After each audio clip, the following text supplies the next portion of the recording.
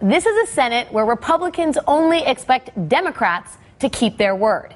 In March of 2003, Lamar Alexander made this promise.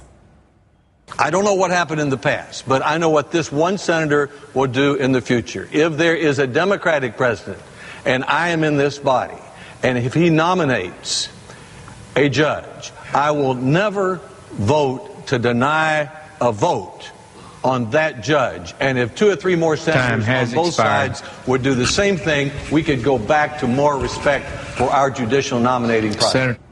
2 years later, Senator Alexander reminded everyone that he'd made that promise.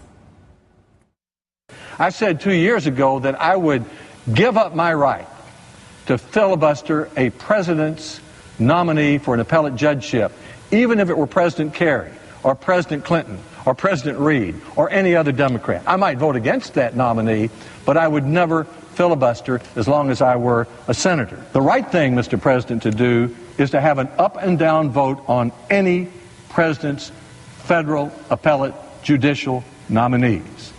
But Senator Alexander hasn't kept his promise.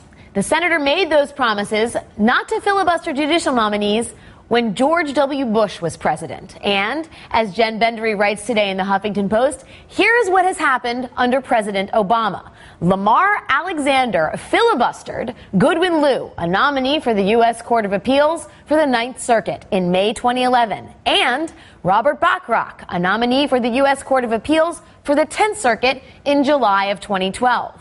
He also filibustered Caitlin Halligan twice when she was a nominee for the U.S. Court of Appeals for the District of Columbia, once in December 2011 and then again in March 2013. The White House ultimately withdrew Halligan's nomination.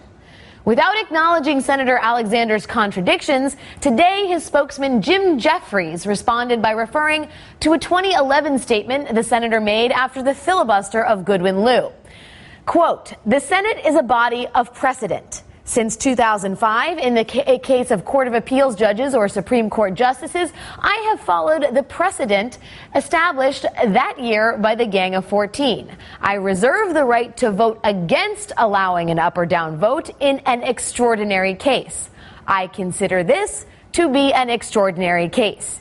It seems to senators like Lamar Alexander that there have been a lot of extraordinary cases since President Obama took office, and that a senator's word these days isn't worth very much at all.